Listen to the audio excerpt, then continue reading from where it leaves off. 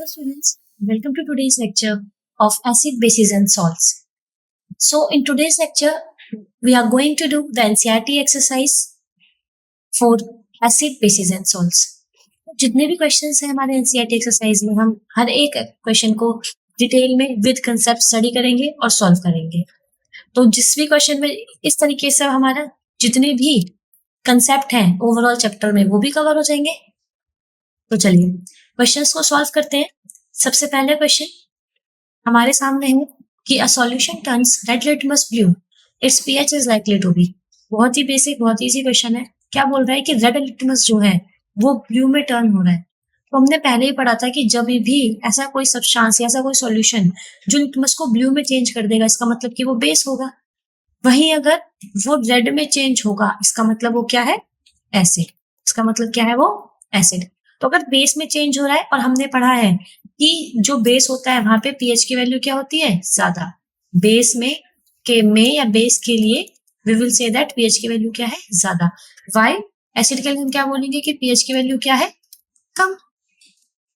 तो यहाँ पर हम देखेंगे कि जितनी ज्यादा पीएच की वैल्यू होगी, इसका मतलब उतना ही क्या है, वहां पे एल्कलाइन है या फिर बेसिक के नेचर सॉल्यूशन है. तो उसने बोला रेड लिटमस ब्लू हो गया, मतलब कि वहां पे क्या होना चाहिए, बेस होना चाहिए. और बेस होना चाहिए मतलब उसकी पीएच वैल्यू ज्यादा होनी चाहिए. तो अगर हम यहाँ पे देखें हर एक ऑप्शन में से, तो डी ऑप्शन में कितनी वैल्यू है उसकी, 10.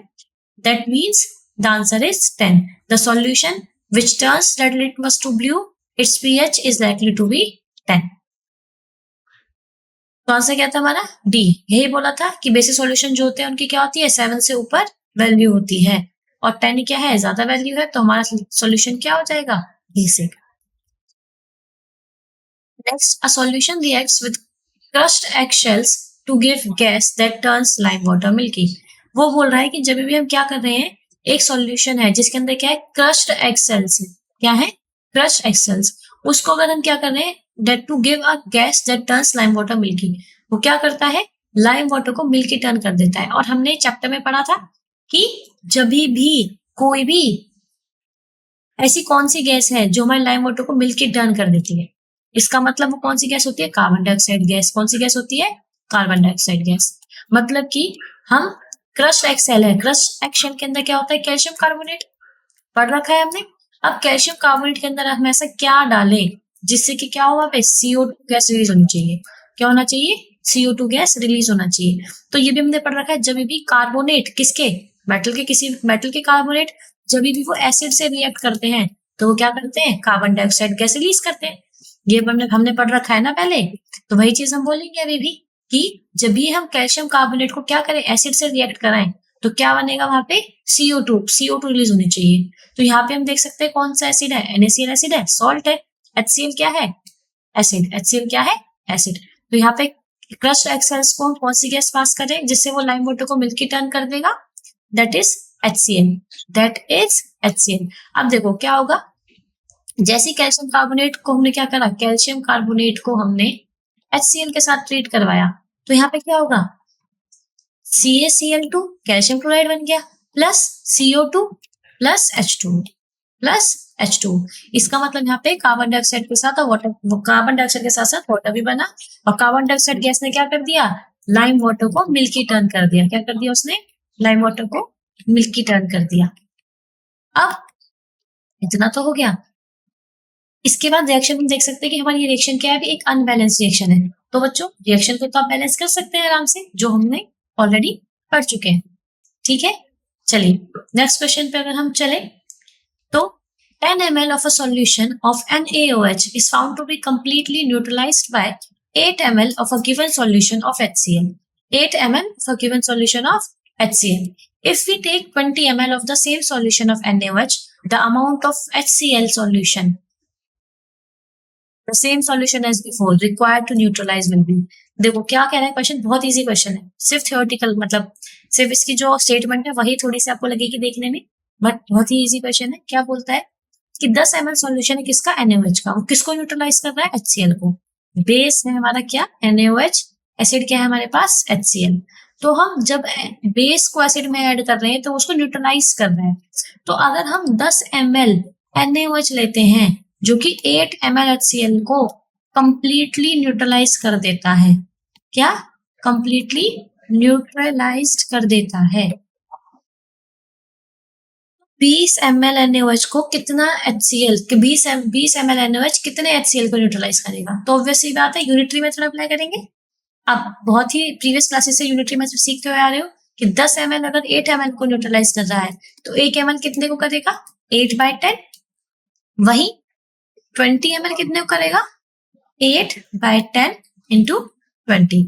Your answer will be 16 ml। कितना हो जाएगा आपका आंसर? 16 ml। तो देखते हैं क्या हमारे पास ऑप्शन में 16 ml है? बिल्कुल है। The answer is 16 ml। So the option D is correct.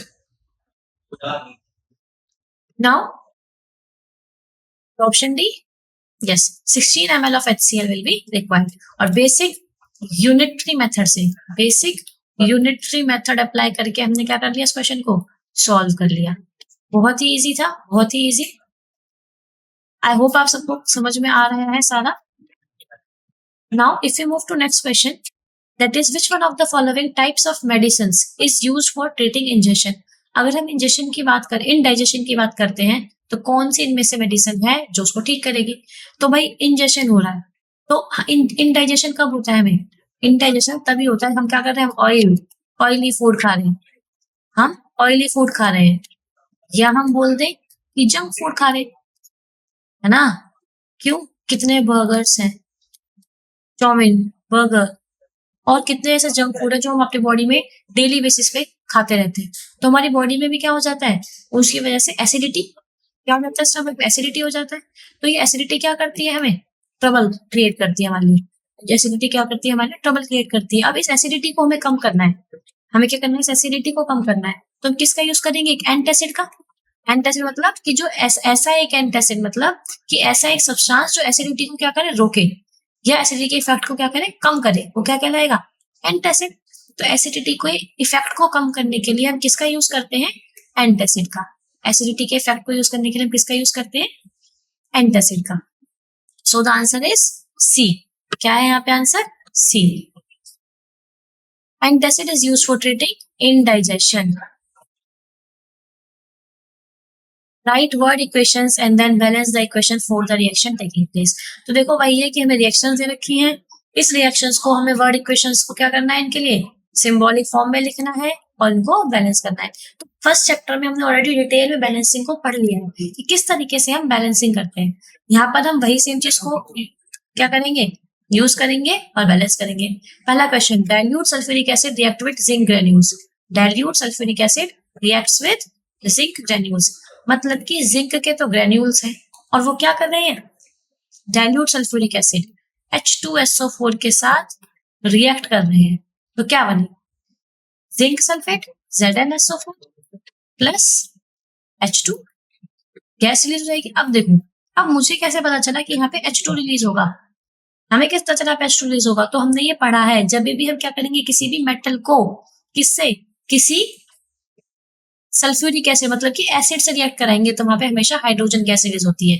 ये हमने पढ़ा था चैप्टर में कि जब भी हम क्या करें, जब भी हम किसी भी मेटल को एसिड के साथ रिएक्ट कराते हैं तो वहां पे क्या होता है? वहां पे आपकी हाइड्रोजन गैस रिलीज होती है। वहां पे आपकी हाइड्रोजन गैस रिलीज होती है।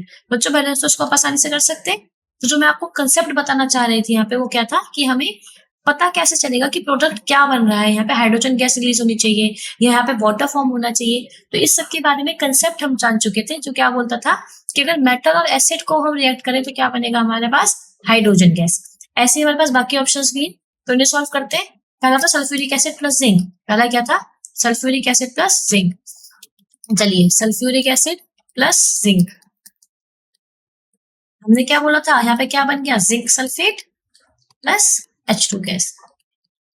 अब यहाँ पे हमें क्या करना है? रिएक्शन को बैलेंस करना है। और बैलेंस करने के लिए पहले ही बता चुके हैं क्या करना होता है हमें।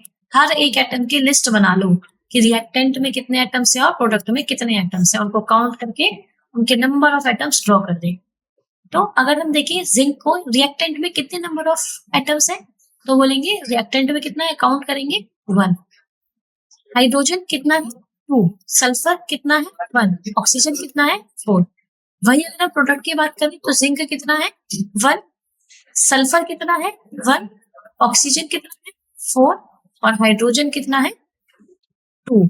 हाइड्रोजन कितना है 2। तो यहाँ पे अगर हम देखें कि हमारे पास हर एक number of atom equally present है in both the reactant as well as product. तो जो नंबर ऑफ एटम्स है वो रिएक्टेंट में प्रोडक्ट में क्या है already equal. So this equation is present in its balance state.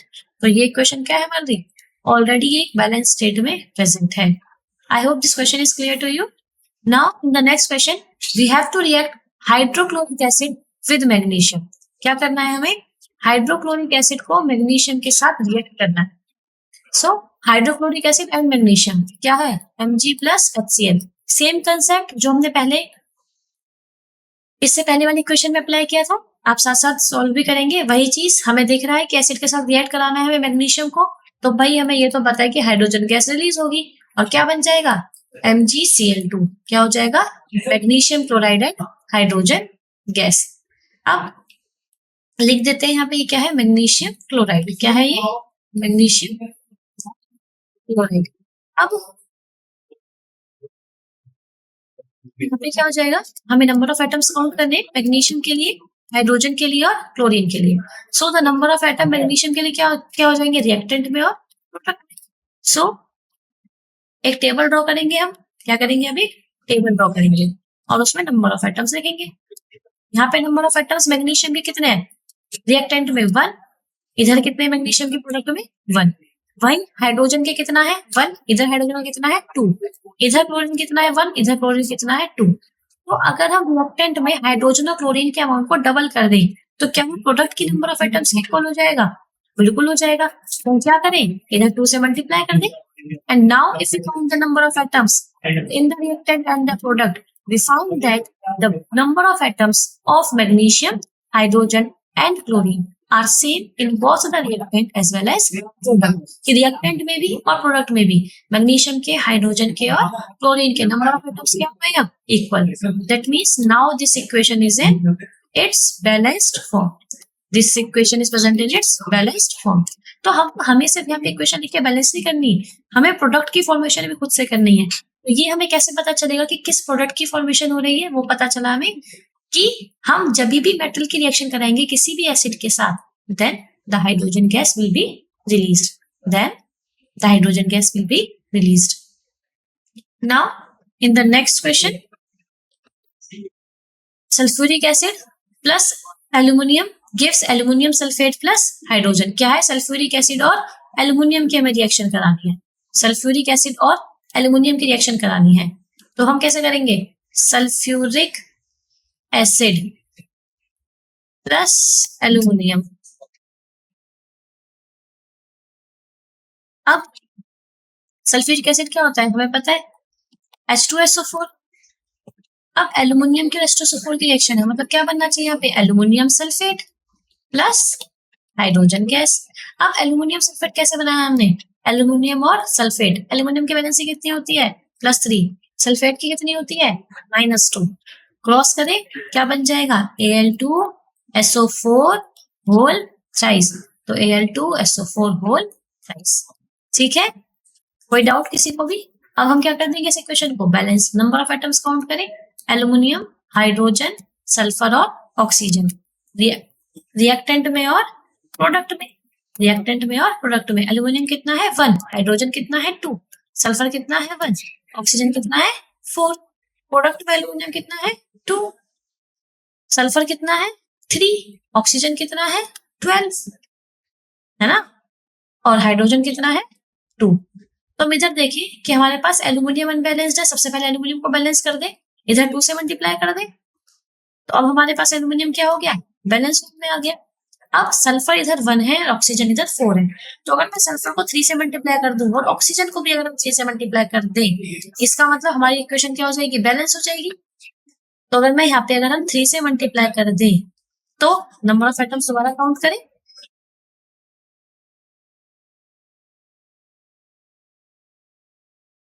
Now the number of atom is aluminium 2 hydrogen is 6। इधर देखो हाइड्रोजन कितने हैं इधर 2। एल्यूमिनियम कितने हैं इधर उसके बाद सल्फर काउंट करने तो सल्फर कितने हो गए अब 3 और ऑक्सीजन कितने हो गए 12। वही अगर हम इधर देखें तो सल्फर कितना है अभी हमारे पास 3 और ऑक्सीजन कितना है 12। अब जो अनबैलेंस्ड है वो है सिर्फ और सिर्फ हमारे पास क्या, हाइड्रोजन। क्या अनबैलेंस्ड है हमारे पास सिर्फ और सिर्फ हाइड्रोजन। इधर कितने 6, इधर कितने 2। तो अगर हम इधर 3 से मल्टीप्लाई कर देते हैं then it will be 6। Now we can clearly see that reactant की तरफ भी और प्रोडक्ट की तरफ भी हमारे जो नंबर ऑफ एटम्स हैं एल्युमिनियम के, हाइड्रोजन के, सल्फर के और ऑक्सीजन के, वो क्या है, इक्वल। वो क्या है, इक्वली प्रेजेंट है। इसका मतलब हमारी इक्वेशन कैसी हो गई, अब एक बैलेंस्ड केमिकल इक्वेशन। कैसी इक्वेशन हो गई, balanced chemical equation. Hope this is clear to you. Now in the next question,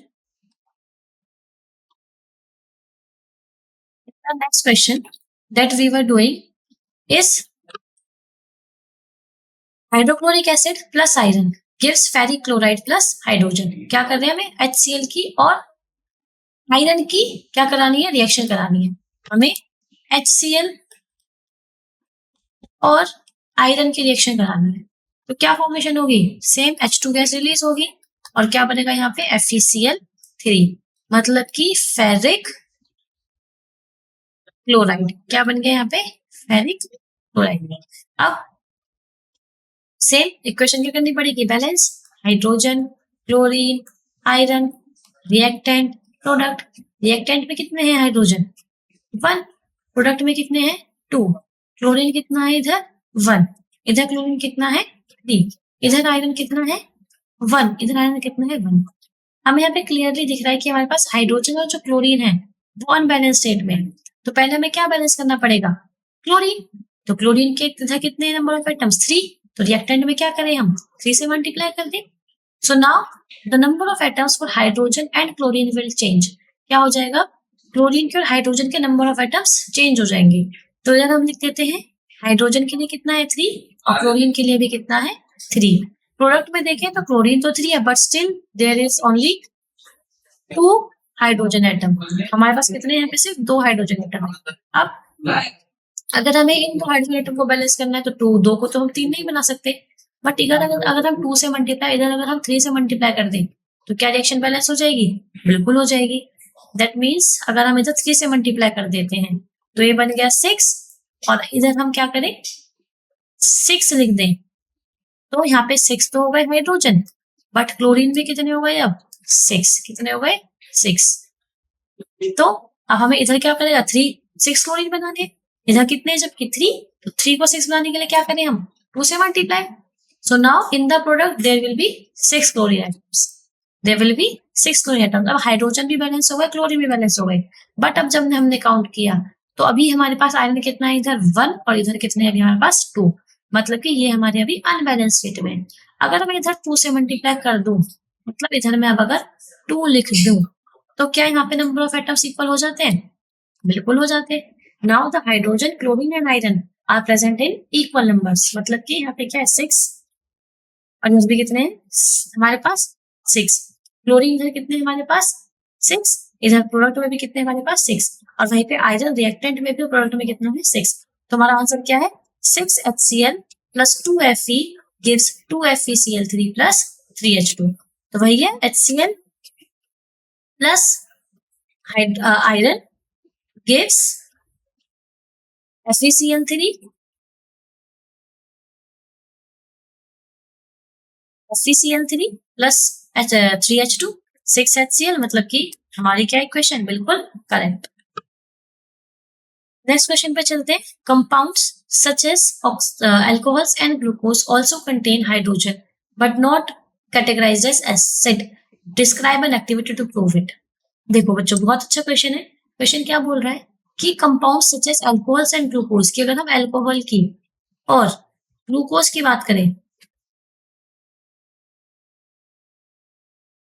ये जो है ये हमारे इनके पास हाइड्रोजन तो होता है बट ये स्टिल कैटेगराइज नहीं होते हैं एसिड के तरह। अल्कोहल मतलब जहां पे भी OH होगा, है ना, और ग्लूकोज मतलब C6H12O6।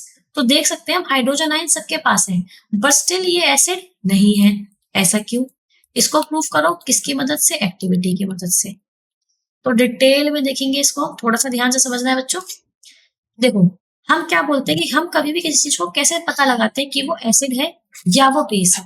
सबसे पहले हमें ये पता होना चाहिए, तो पता है कि जिस किसी के पास भी जिस H+ आयंस होंगे वो आपका एसिड होगा, और जहां पे भी OH नेगेटिव आयंस होंगे वो हमारा बेस होगा।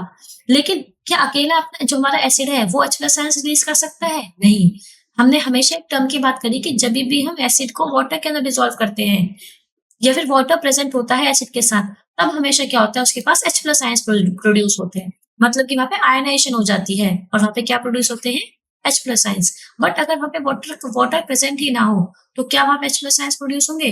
नहीं होंगे, नहीं होंगे। और हमें ये भी पता है कि जब आपके आयंस प्रोड्यूस होते हैं तभी क्या होता है? इलेक्ट्रिसिटी कंडक्ट होती है। जब हमारे H+ आयंस होते हैं तो हमारे क्या होती है? इलेक्ट्रिसिटी कंडक्ट होती है। अगर H+ आयंस नहीं होंगे तो मतलब इलेक्ट्रिसिटी कंडक्ट नहीं होगी। ये चीज तो क्लियर हुई। अब क्वेश्चन आया कि ग्लूकोज और अल्कोहल के पास भी H+ आयंस हैं, बट स्टिल उसको हम क्या कर रहे हैं? बट स्टिल वो क्या बोल रहे हैं कि वो क्या है? बेस है, उसे हम एसिड नहीं मान रहे। तो यहाँ ये क्या कहना चाहता है? ध्यान से सुनिएगा, जब मैंने क्या स्पेसिफाई किया कि H+ आयंस होंगे तब वो इलेक्ट्रिसिटी कंडक्ट करेगा, और H+ का आयंस कब होंगे? जब वहां पे एसिड होगा। इसका मतलब बेस के पास जो H+ आयंस है, अगर हम उसे बेस बोल रहे हैं, इसका मतलब यहाँ H+ आयंस में ही कुछ गड़बड़ है। मतलब ये H+ आयंस क्या है आपके? कुछ अलग अलग है। अलग का मतलब क्या है? यहाँ पे देखो, कहना चाहते हैं कि हमारे पास जब भी हम एसिड की बात करें तो एसिड के पास हमारे पास क्या होते हैं? डिसोसिएबल H+ आयंस क्या होते हैं? जिसको हम तोड़ सके, जिसको हम डिसोसिएट कर सके, जिसको हम डिसोसिएबल H+ आयंस।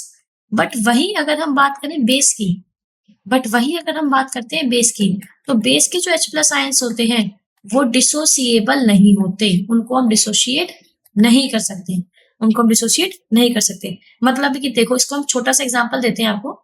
मैंने बोला कि हमारे पास क्या है? एक बीकर है। हमारे पास क्या है? हमने सपोज किया एक बीकर है, उस बीकर के अंदर हमने ले लिया वाटर डिजोल्व। ठीक है, हमने बोल दिया कि उसके अंदर वाटर डिजोल्व है। अब हमने क्या करा? उसके अंदर कुछ सॉल्ट सॉल्ट सॉल्ट भी डिजोल्व कर दिया, सॉल्ट डाल दिया। मतलब कि हमने क्या किया? यहाँ पे Na पॉजिटिव और Cl नेगेटिव भी है। और अगर H2O के ब्रेकडाउन की बात करें, मतलब कि वहां पे H+ और OH माइनस भी है, वहां पे H+ भी और OH माइनस भी है। लेकिन ये H+ जो है वो अपने आप को अलग कर नहीं पा रहा है, या अपने आप को वो कर ही नहीं, प्रूफ ही नहीं कर पा रहा। इसकी जो क्वांटिटी है वो H+ आयंस है, देखो प्रेजेंट है, बट लेकिन क्या है? ये डिसोसिएबल नहीं है, इसको हम और ब्रेकडाउन ऐसे नहीं कर सकते। तो यहाँ पे क्या है? इस OH की कंसंट्रेशन ज्यादा है, इसका मतलब यहाँ पे क्या है? सॉल्ट और H2 है, तो यहाँ पे हम क्या कहेंगे? H+ की बात नहीं कर रहे हैं।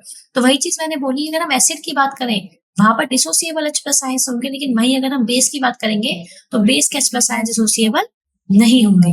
तो अगर हम बात करते हैं एसिड और बेस के on the basis of H+ ions, तो हम सीधे बोल सकते हैं कि ऐसा नहीं है कि बेस के अंदर H+ आयंस नहीं होते, बट बेस के पास जो H+ आयंस होते हैं वो आपके डिसोसिएबल नहीं होते। बेस के अंदर जो H+ आयंस होते हैं वो डिसोसिएबल नहीं होते। आई होप इतना कंसेप्ट समझ में आया होगा। अब अगर हम नेक्स्ट कंसेप्ट की बात करें, जो कि इसने बोला कि आप एक्टिविटी की मदद से प्रूफ करके दिखाओ कि किस तरीके से आप बोल सकते हो कि यहाँ पे ग्लूकोज जो है इलेक्ट्रिसिटी कंडक्ट नहीं करेगा। तो हम क्या करेंगे? हमने बोला कि आप एक बीकर लीजिए और उसके अंदर एक बैटरी सेल से कनेक्ट कर दो, और वही क्या करो उसके साथ? फिर उसके पास एक बल्ब लगा दो। थोड़ा अच्छा सा एक हम अलग कलर से ड्रॉ करते हैं। कंटेनर लिया,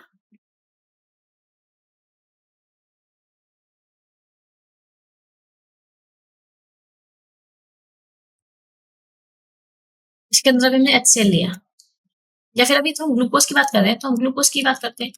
C6H12O6 कनेक्ट कर दिया बैटरी से, और एक लगा दिया हमने बल्ब। अब जैसे ही हमने स्विच ऑन किया, जैसे ही हमने स्विच ऑन किया, हमने देखा कि जो ये बल्ब है ग्लो नहीं करता, डज नॉट ग्लो। इसका मतलब यहाँ पे जो हमारे H+ आयंस प्रोड्यूस ही नहीं हुए, इसका मतलब यहाँ पे H+ आयंस नहीं थे। जो और वही आयंस जो क्या है? रिस्पॉन्सिबल है किसके लिए? बल्ब को ग्लो करवाने के लिए। इसका मतलब कि जो अल्कोहल्स और ग्लूकोज हैं वो, उनके जो H+ आयंस, उनके पास H+ आयंस तो है, बट वो आयनाइज नहीं हो रहे हैं, बट वो आयनाइज नहीं हो रहे हैं। इसका मतलब वहां पे इलेक्ट्रिसिटी कंडक्ट नहीं हो रही है, और H+ आयंस नहीं है, इसका मतलब वो एसिड नहीं है। आई होप आपको समझ में आया होगा क्वेश्चन।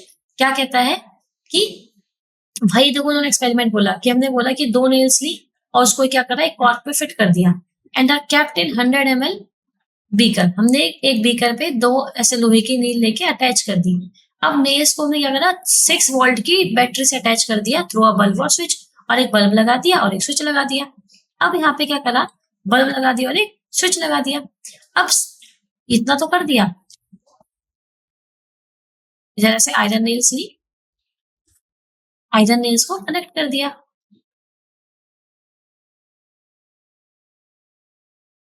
और यहाँ पे एक बैटरी और एक बल्ब से कनेक्ट कर दिया। ठीक है, और यहाँ पे क्या करा, यहाँ पे सॉल्यूशन फिल कर दिया। ठीक, अब जो सॉल्यूशन हमने पहले किससे क्या किसका लिया, HCl का, स्विच ऑन करा तो बल्ब क्या है, ग्लो कर गया। बल्ब क्या है, ग्लो कर गया। लेकिन जब हमने ये सेम चीज करी किसके साथ, ग्लूकोज के साथ या फिर एल्कोहल के साथ, तो बल्ब ग्लो नहीं किया। तो बल्ब डजंट ग्लो। इसका मतलब यहाँ पे जो थे H प्लस आयंस थे जिसकी वजह से वो ग्लो कर रहा था, और यहाँ पर नहीं थे, इसलिए इसको क्या समझा जाता है, बेस। क्या समझा जाता है इनको, एसिड की कैटेगरी में नहीं डाला जाता है। Next question, why does distilled water not conduct electricity whereas rain water does. जो डिस्टिल्ड वाटर है वो इलेक्ट्रिसिटी कंडक्ट नहीं करता, लेकिन रेन वाटर कंडक्ट करता है।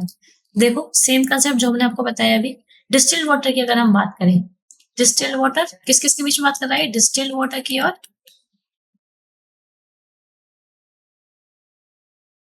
Rain water. डिस्टिल्ड वाटर की बात करते हैं, वो ऑलरेडी अपने प्योर फॉर्म में प्रेजेंट है, वो ऑलरेडी हमारे प्योर फॉर्म में प्रेजेंट है। और अगर हम रेन वाटर की बात करें तो क्या प्योर फॉर्म है, अब मतलब एक अगर एसिड रेन की बात कर लो, है ना, तो वो जो एसिड रेन जो रेन वाटर है वो हमारा क्या होगा, एटमोसफेयर से होता हुआ हम तक आएगा, एटमोसफेयर से होता हुआ हम तक आएगा, और डिस्टिल वाटर को हमने खुद प्योर करके रखा है। इसका मतलब कि जब रेन वाटर डिस्टिल वाटर जो है वो प्योर फॉर्म में है, और रेन वाटर क्या एटमोसफेयर से होता हुआ हम तक आ रहा है, तो क्वेश्चन उसका है कि ये तो इलेक्ट्रिसिटी कंडक्ट नहीं करता, ये इलेक्ट्रिसिटी कंडक्ट करता है, तो ऐसा क्यों। तो द आंसर इज कि अगर डिस्टिल वाटर की बात करें तो वो ऑलरेडी प्योर फॉर्म में प्रेजेंट है, मतलब कि उसके पास कोई भी आयनिक स्पीसीज नहीं होंगी, क्योंकि जब आयंस होते हैं, आयंस बनते हैं तो इलेक्ट्रिसिटी कंडक्ट करते हैं। बट अगर आयंस ही नहीं होंगे तो क्या इलेक्ट्रिसिटी कंडक्ट होगी, आयंस ही नहीं है तो इलेक्ट्रिसिटी भी नहीं है। इसके लिए डिस्टिल्ड वाटर की, और आयंस क्यों नहीं है, क्योंकि ऑलरेडी क्या है, ये प्योर फॉर्म में प्रेजेंट है। बट अगर रेन वाटर की बात करें तो रेन वाटर में क्या हो जाएगा, एटमोसफेयर से होता हुआ हम तक आएगा, अभी मैंने ये बात बोली थी। अब एटमोसफेयर से होता हुआ रेन वाटर हमारे पास आ रहा है, एटमोसफेयर से होता हुआ रेन वाटर हम तक आ रहा है, ठीक है।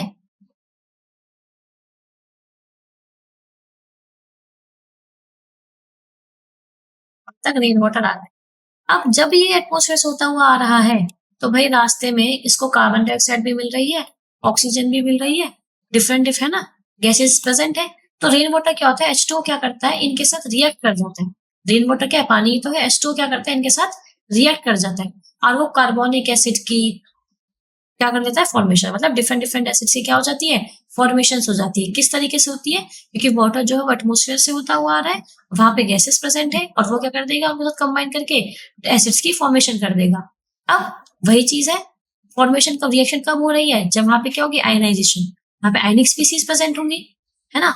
तो वही चीज है, रेन वाटर क्या है, इम्प्योर फॉर्म में है अभी, तो वहां पे क्या होंगे, उसके पास बहुत ज्यादा आयनिक स्पीसीज हैं जो क्या बना देंगी, एसिड्स की फॉर्मेशन कर देंगी। कौन से एसिड, जैसे कि कार्बोनिक एसिड, जैसे कि कार्बोनिक एसिड।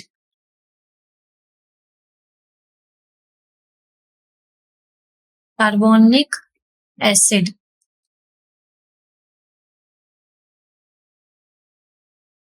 अब हमने बोल तो दिया कि कार्बोनिक एसिड है ये, तो कार्बोनिक एसिड इसका मतलब आयंस है, आयंस है मतलब वहां पे क्या हो रहा है, इलेक्ट्रिसिटी प्रोड्यूस हो रही है, आयंस है मतलब वहां क्या हो रहा है, इलेक्ट्रिसिटी प्रोड्यूस हो रही है, आयनिक एसिड।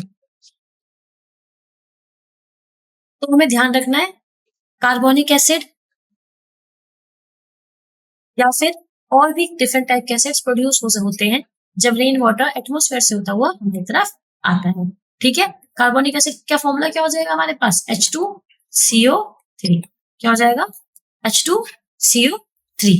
ठीक है, जब भी हम क्या करेंगे कार्बन डाइऑक्साइड का वाटर के साथ रिएक्शन होगा, जब भी हमारा क्या होगा कार्बन डाइऑक्साइड का वाटर के साथ मतलब कि H2O और CO2 की अगर रिएक्शन होगी तो क्या बना देंगे ये H2CO3।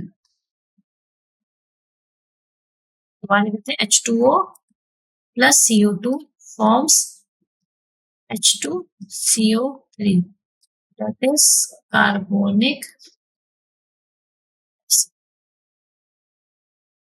ठीक है, so I hope this much is clear to you. So we will be doing the rest of the questions in the next lecture. अभी तक अगर आपको कोई भी डाउट है तो आप पूछ सकते हैं। Thank you so much.